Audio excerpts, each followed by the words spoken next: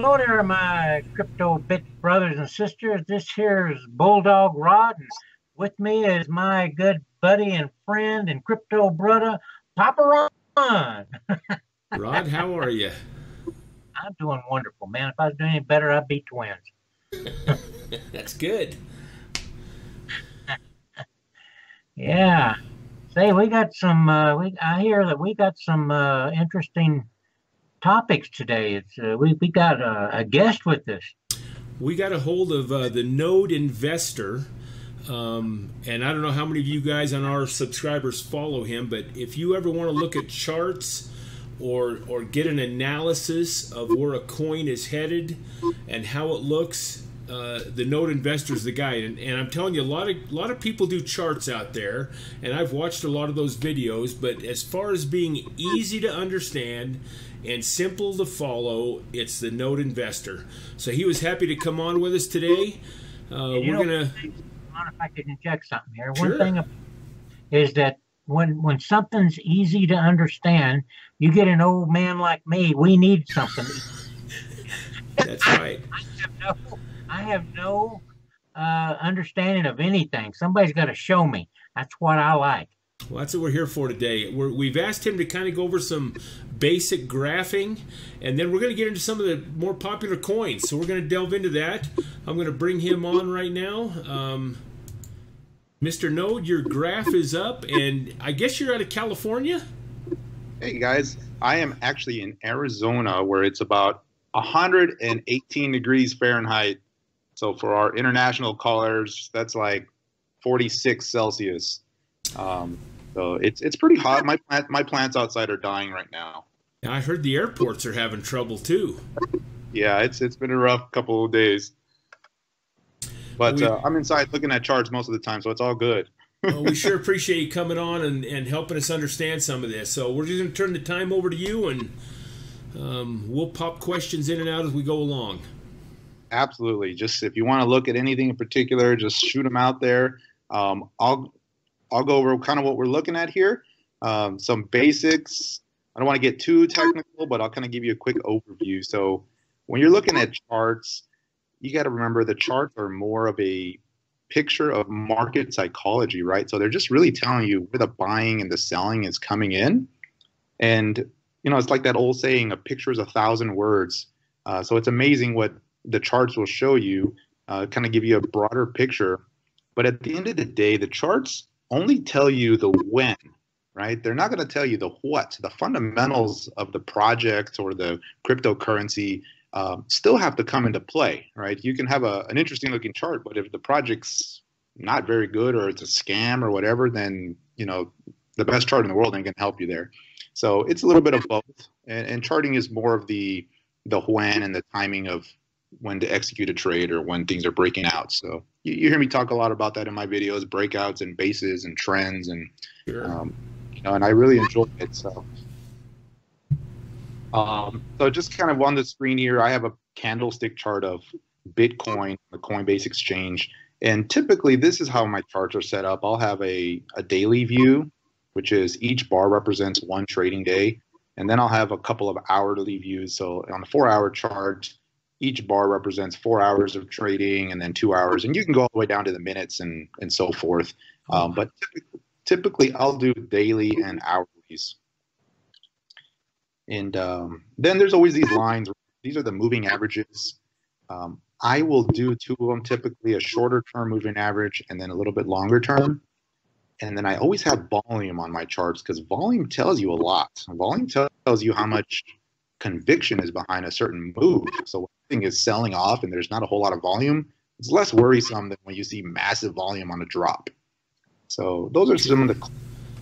And that makes sense. That makes sense, just what you said. Yeah, so in this example, right, you can see the big sell-off here that happened last week. And big volume came in, but look at where it closed, right? So that was actually support. A lot of buyers stepped in this area and pushed the price right back up.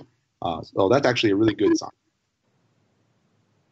So, I mean, that's it. You know, I've been, I try to keep it simple. There's literally hundreds of technical indicators that you can put on a chart. Bollinger Bands, and there's Elliott Wave Theory and Fibonacci, and just you name it. There's a ton of stuff out there. But to be honest, I keep it down to a handful of key indicators that I just rely on.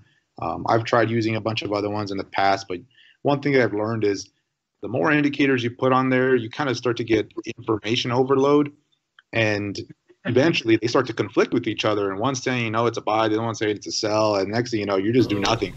That's overload. Interesting. Yeah, I can see that. So, my advice is keep it simple. At the end of the day, nothing is more important than price action. So the candlestick is going to tell you a lot just by itself. And keeping it simple like this has made it work for you. I mean, you can analyze this quickly probably, and you have the information you need to determine that coin.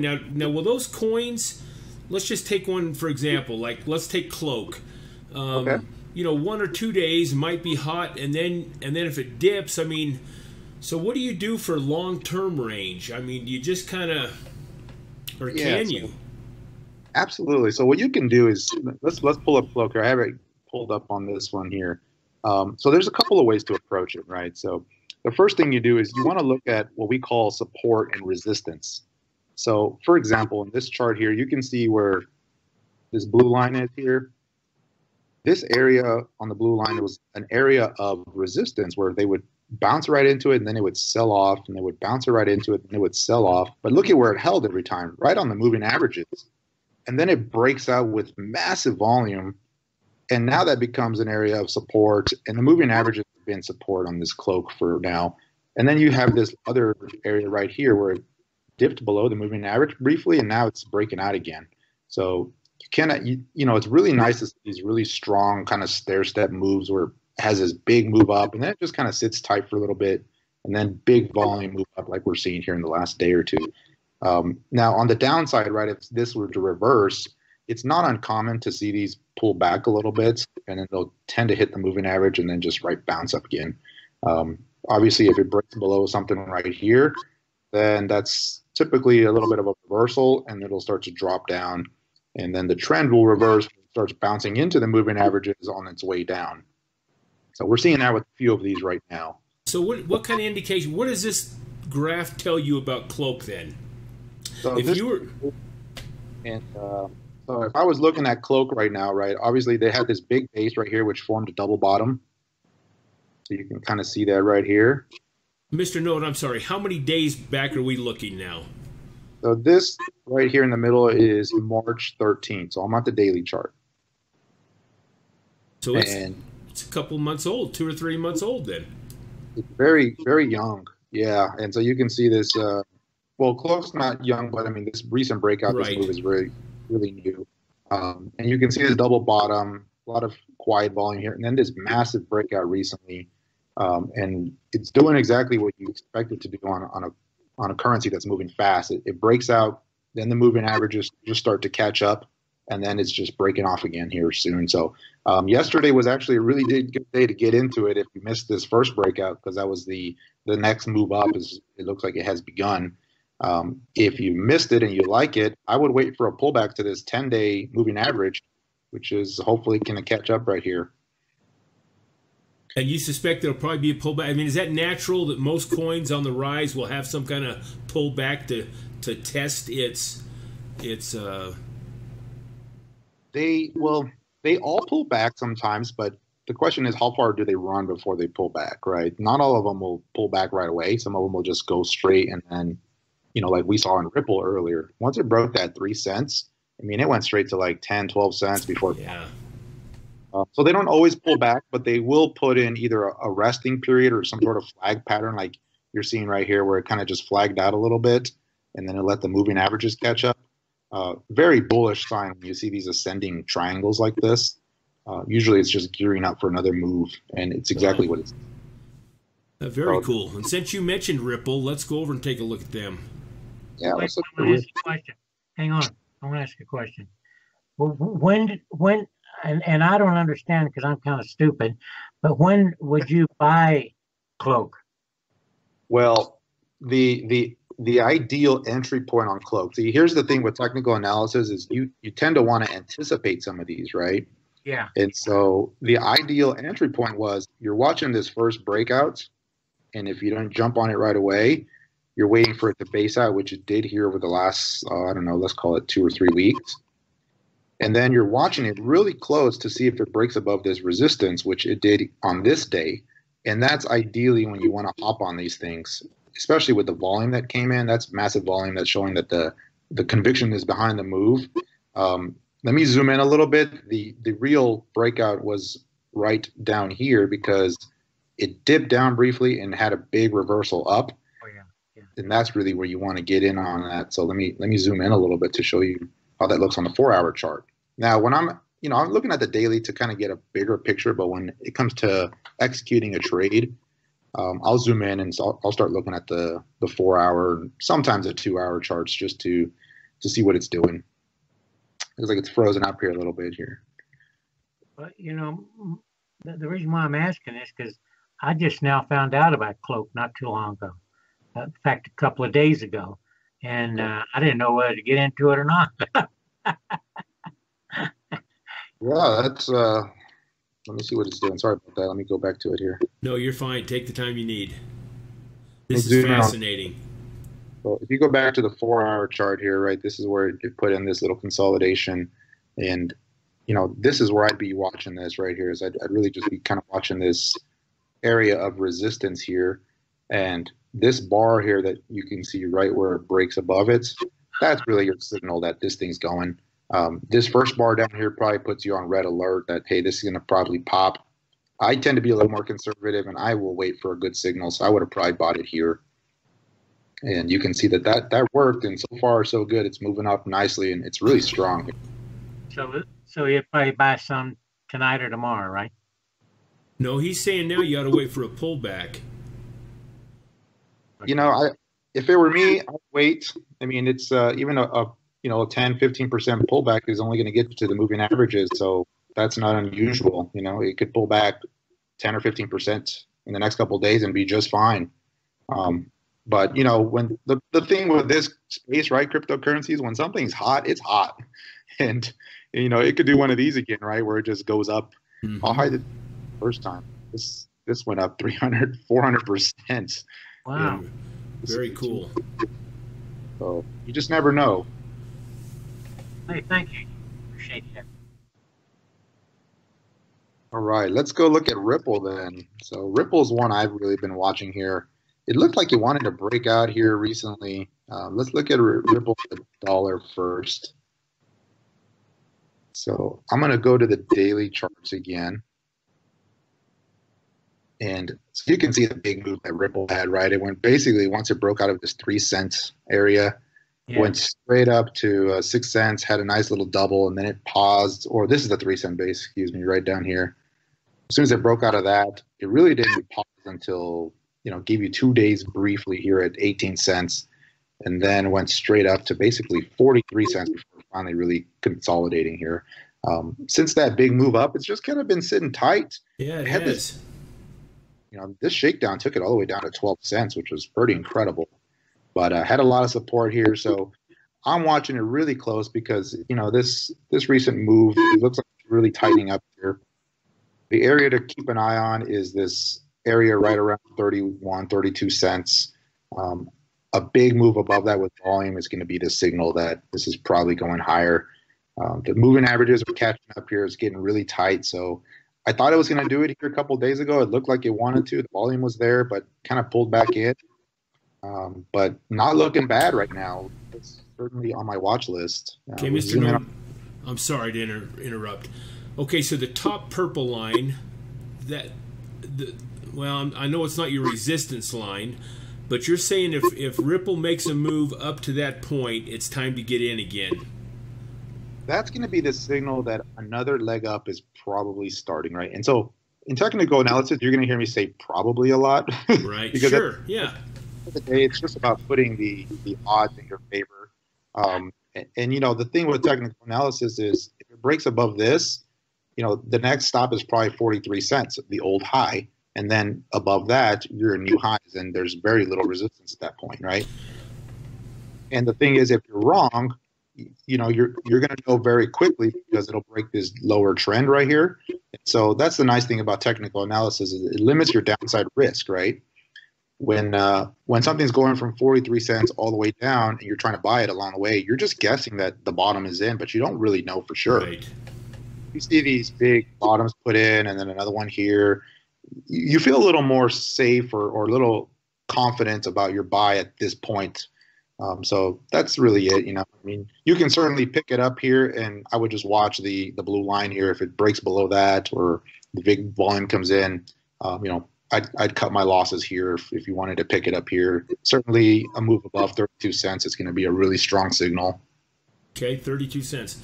Hey, and what coincides with Ripple, and I don't know if you're done with that, is NEM. Their coin is XEM, kind of the same kind of platform.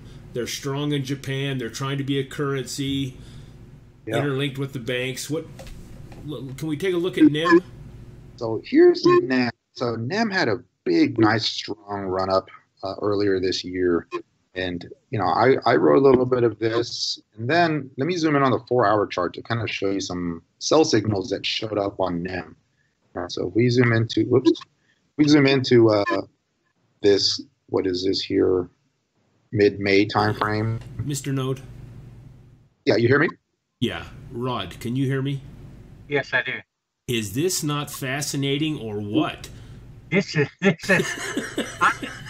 speechless. I'm really am fascinated with this stuff. I think we ought to just get his private cell phone, and anytime we want to make a move, we'll call old Mr. Node before we do it. Yeah. Hey, that's okay with me. Just don't get mad at me if I'm wrong. Yeah, okay. Okay. Absolutely not. Yeah. We know this is all speculation. Hey, look at those two little eyebrows. So see, NEM had this little bit of a double top right here, right? Typically, that's a bad sign, especially when the second top is, just at it or right below it. And look at what happened after that. I mean, it was just kind of down, down, down. Finally found a really good bottom. Oh, I don't know, where was that at? I think this coincided right around like 12, 15 cents on the dollar. This is a Bitcoin, right? And since then, it's just kind of been going sideways, but it's not looking very strong yet. I mean, there's no real strong signal that's saying M is done basing out here or going down. You can see the trend generally is down, right? And then in recent days, it's kind of been underperforming Bitcoin even faster. So I don't think it's done yet. Now, the thing to keep an eye on the Bitcoin chart is, put a really good low in here. We're almost there right now. And this area was a big support area. So this would be a good spot for NEM to stop going down. Yeah. And it just may, right? It just might. And so this is going to be kind of your area of support down in this range. And, maybe it's done, but I'm not doing anything with it right now. I'm just watching it closely. I like NEM personally, the project, and I think longer term, it's going to be a good one. But in the near term, it's a little weak still. Okay. Now, Mr. Note, when you say support, you mean that supports the rest of it going up? So support means this is almost like a floor, right? This is where the prices tend to bounce off of and start going up again. Yeah. And resistance is the opposite. It's a ceiling where they hit and they come down off of it, and they hit and they come off of. So those are really when they break out, they go through the roof, right? That's right. And then the resistance tends to become support at that point. So it'll go up and it'll sometimes pull back right to that breakout point. Okay. Good. I'm starting to finally sink in. Well, with NEM is right under Ripple on the market cap, XRP. So I kind of watch them. We did really well in our Ripple money, and we still have some NEM. So I kind of watch them, but both of them, like you said, have just kind of been coasting along. Yeah, so let's kind of look at the dollar chart here on NEM. So you can see, the downtrend is still intact, right? It's kind of, it's tightened up a little bit, which is encouraging, but it's still in a little bit of a downtrend, sitting at around 18, 19 cents right now. So probably nothing to do yet. Obviously, if you're holding it, it just depends where you got it, right? I know a lot of people are buying NEM at 12 cents and over down here at 4 or 5 cents. If you're holding it from that point, then at this point, you might as well just keep holding it. But, you know, this 17, 18 area is been an area of support recently. So I would not be surprising to see NEM bounce off of this 17, 18 cent area. If it goes below that, then, you know, the next stop is probably 13, 14 cents. So those are the areas I'm watching. Now, we're not trying to dominate this on the coins. So what are a couple coins that you've been looking at lately, or that you've had some interest in from your subscribers and stuff? You throw a couple out here, Mr. Node. Right. So Stratus, I've been talking about Stratus a little bit here. A lot of these platform type of stocks or coins, excuse me, have been very, very exciting lately, right? There's a lot of competition now for Ethereum, and you're seeing Stratus, you're seeing Wave, you're seeing Lisk, Antshares, which is now recently being rebranded to NEO. Just a bunch of these that are, you know, I think is the future of blockchain, because at the end of the day, this technology is going to be used by enterprises and institutions and governments, and some of these platforms are going to be big winners in that. And so Stratus is one of those, and Stratus is attractive because they use C# programming, which is a popular Microsoft.NET programming language. So looking at the chart here, you know, you can see up versus Bitcoin, it's still not stopped on the downtrend here, but it's starting to wedge up, making it very attractive to keep an eye on, because notice this little triangle it's putting in. And, you know, typically when it starts to get that tight, a big move is imminent, right, to the up or the downside. Right now it's below moving averages, which is not down here, but, you know, I'm keeping a real good slice. I think on the dollar basis, Stratus looks like it wants to put in a good low. It has found a lot of support around the $6.50 to $7 area.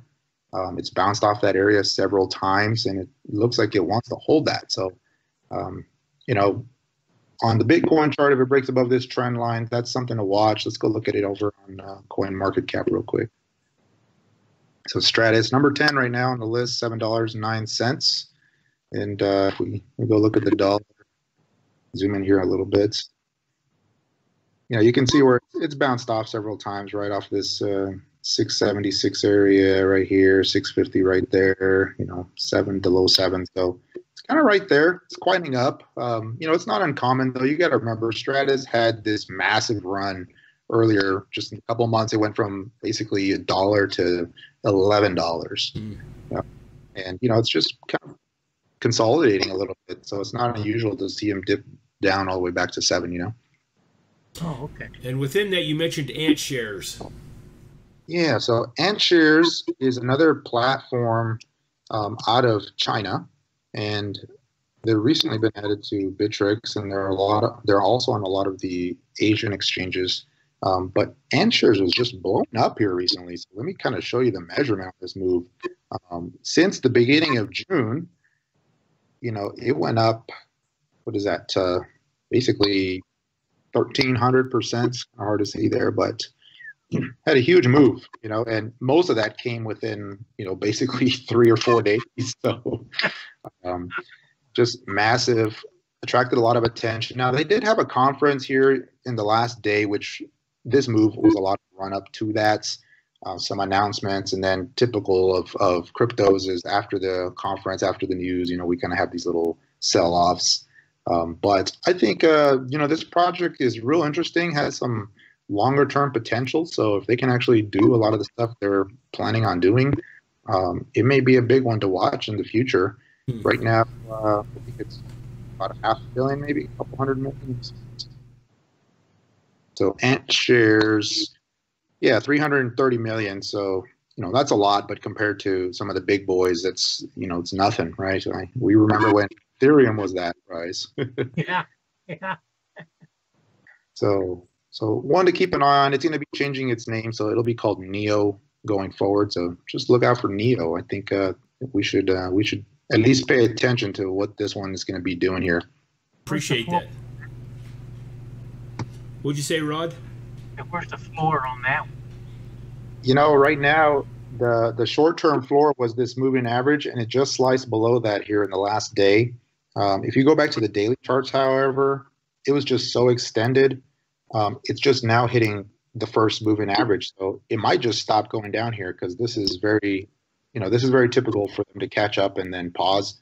The next level of support is going to be this purple line, which is flattening out a little bit. So maybe around that area here if it continues down. And what's the purple line?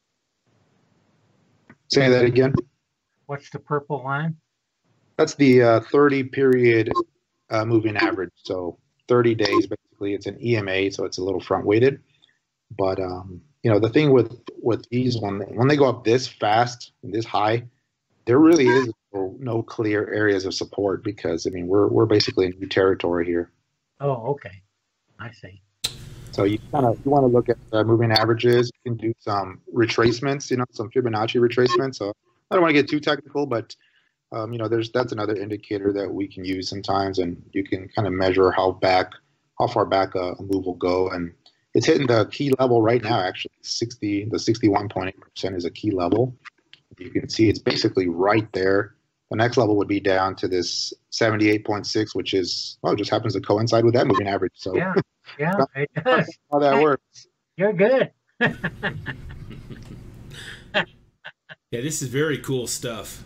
Hey, I think we got time for a few more, if you don't mind, Mr. Node. We always get asked about DigiByte. DigiByte. Yeah, let's look at DigiByte. That one, it's very active on the social media. So let me see here. DigiBytes. Let's look at the Poloniex. DigiBytes. So DigiByte has had an interesting move here. So the story is, we had this beautiful, what they call a cup and handle form right here, just textbook. And I was pointing it out on some of my videos. Let's zoom in a little bit on that. And it was just a nice setup. It looked like it was about to break out, and that's exactly what happened. So you can see here on the charts, hopefully you can see the cup and handle. I'm going to pour it in here and then put in this little tiny handle back here. And when it breaks above that, especially when volume comes in, that's your signal. And that's basically what it did. From that point, it had a pretty strong move in no time. It basically went up 230% or so in just a few days. Got a little overextended and pulled back. And then, that's usually the test. How far back is it going to go? And so, unfortunately, what happened with DigiByte is it pulled back, but then it did that old double top. So you can see here, pulled back to the moving averages. They held nicely, rallied. It looked like it was going to start going up again. And then it just totally failed. And since then, it's just been going down. And so, that's why you watch these, right? When you see these right here where it crosses, the moving averages cross, and it just kind of starts shooting below it, that's usually a pretty good sell signal that says, maybe it's, a failed breakout is always bad. And then if it does this sharp pullback below, usually you just want to get out of the way at that point, especially after seeing this double top. So that was a sell signal on DigiByte. But with it being low again now, would that not be maybe a good time to get into DigiByte if you've been waiting? Yeah, let me fix my chart here. Sorry about that. If you've been waiting for it, it's looking a lot better at this point, right? A lot more attractive now. Yes, certainly. And here's what I'm watching on DigiByte. Oh, that's why I did that. I went to the 1 hour, not the 1 day. Let me fix this here. Sorry about that. There we go. Sorry. Okay, so what I would be watching on DigiByte is this old base that it put in, and then the cup and handle, and this old breakouts is, it's basically almost there right now. And so you can see where it's held support here, and then it's basically right at support now. It could dip down a little bit lower and go down a little bit, but right now the downtrend is not broken on DigiByte. Versus the dollar, it's kind of just sitting tight, which is good. So it may be done going down. It looks like it's tightening up here. If you wanted to pick some up here, I'd just keep a real tight leash on it and not let it get too far below this kind of this support area. everybody has their own stop loss percent, right? Some people are willing to 10%. So it's just kind of up to you. I just, my personal style is I tend to just wait for the signal. I'd rather not get it at the extreme bottom price. I'd rather get it at the best time, if that makes any sense. Sure. And so, I'd rather, I'm okay with paying a little bit more if I see it kind of going up and the volume shows up. And if it's up here, certainly it's not the lowest price it's been, but at that point, my money's working a little bit better and it starts to move at that point. Oh, I see. As opposed to just kind of sitting around. Because, there's just, you can't catch them all, unfortunately. So I'd like to pick the best ones. Not to say the DigiByte isn't good. I just have my eye on a couple other ones instead. Sure. Rod, do you got a favorite coin, or do you want to talk about Redcoin? Redcoin? Let's see here. Let's look at Red. I haven't looked at Red. So Redcoin. Let me see. Is it,